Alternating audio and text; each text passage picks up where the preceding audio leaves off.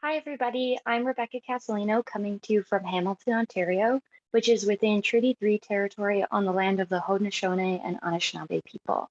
So today I'll be talking to you about my research, Proud Deviants and Queer Multiples.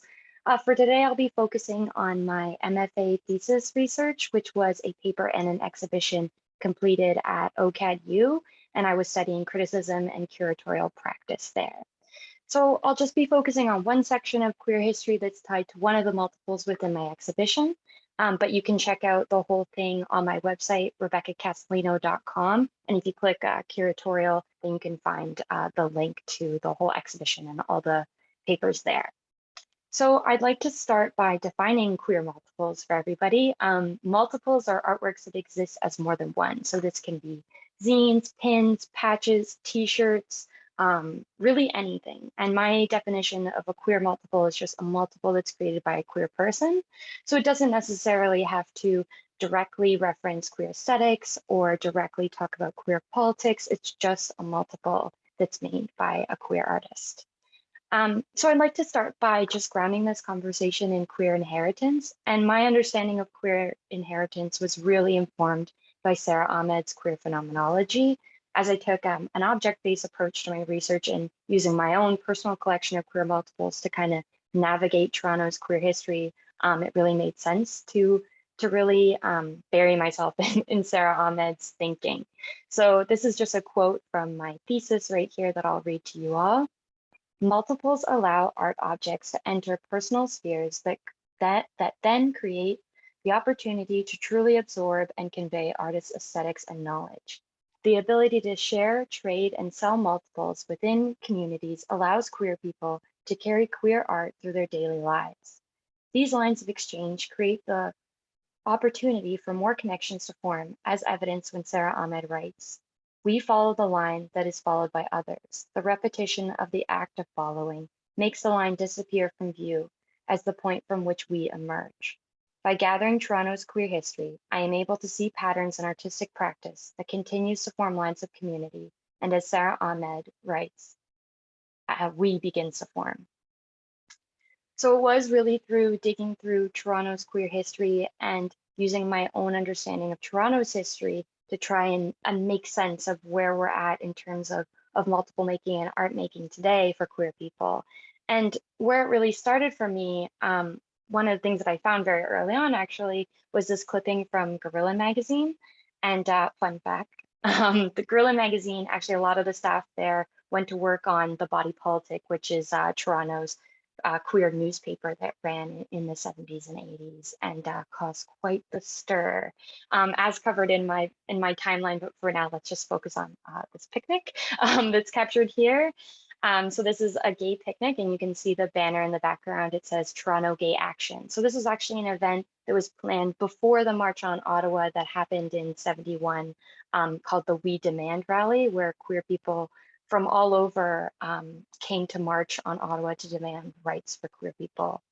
So 1971 was a really busy year in Kensington, actually right on Kensington Street. There was the formation of the Body Politic Glad Day bookstore, and they both had these archives, which would later become the archives, QU, that kept track of all of these beautiful things that were happening in community, because it wasn't being covered by official newspapers, or if it was deeply coded with homophobic language. You couldn't share queer knowledge out and safely then. And I argue that you really can't share uncensored queer knowledge now, with TERF rhetoric so popular in Canada, Jordan Peterson famously refusing to use they them pronouns. Just a lot of things that are happening in Canada today are continued patterns from before. And we see this in art making practices as well. So Hanlon's Point, where this picnic happened, is a cruising space, as I now know, but is also a space for political organization.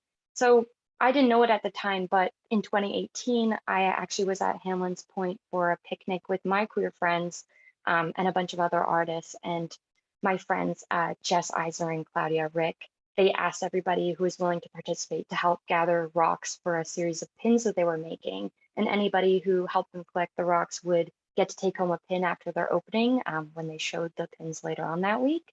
So I got to take home one after the opening, and I wear it all the time. This is it here in my thesis exhibition, just on a shelf. And you can see the little clipping, the little edge of the Gorilla magazine clipping, sorry, that was installed right above it.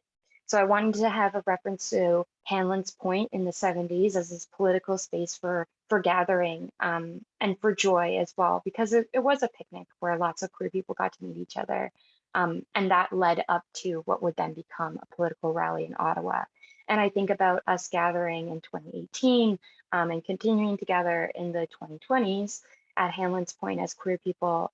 It continues to be a very political thing. As queer people continue to be harassed there at the nude beach and within the city itself. So Toronto has always been this kind of like haven to me, but as I've continued to dig through Toronto's queer history, we see these continuous patterns of violence, but I also want to focus on these continuous patterns of joy. And that was really tied to art making for me. And to gathering of queer people and making of queer spaces. So General Idea was a huge influence on me. They had a space on Yonge Street, which I cover in my queer timeline, that became Art Metropole. And Art Metropole continues to exist today, unfortunately without a space, but General Idea is a queer collective made up of 3 gay men who made multiples, published File magazine, showed up to protest to help the body politic when they were being censored, created artwork that centered around queerness and homosexuality and talking about AIDS and HIV positivity. And these are things that we're still trying to tackle today. So I think about wearing a queer multiple as carrying this knowledge around and continuing this tradition that many queer artists started in the 60s, 70s, 80s, 90s, and continuously today. And my research covers quite a bit of that, but I really wanted to focus on this direct connection that I found from Hanlon's Point to this pin that was created with 2 of my very close collaborators and that I actually helped in the creation of. And I continue to see these circles of connection because the queer community is so small and we're so interconnected by these objects and by these histories and by the spaces that we're allowed to gather in. And that's what multiple making is for me. It's a queer space making because we have all these art markets that pop up. We have zine fairs, we have political rallies where flyers are designed by queer artists and handed out and kept in these beautiful archives that everybody has with their own personal collections. But then we have collectives like General Idea donating their personal collections to the National Gallery and it becoming a part of the official history. But it's only through queer people collecting and making and struggling to survive that any of these things still exist. So I see my research and my queer multiple making practice as a continuation of practices, political practices of queer people when self-publication became a lot easier. And I'd love to see that grow within Canada, and I continue to see it grow within Canada. So I'm going to keep collecting and keep continuing with this project.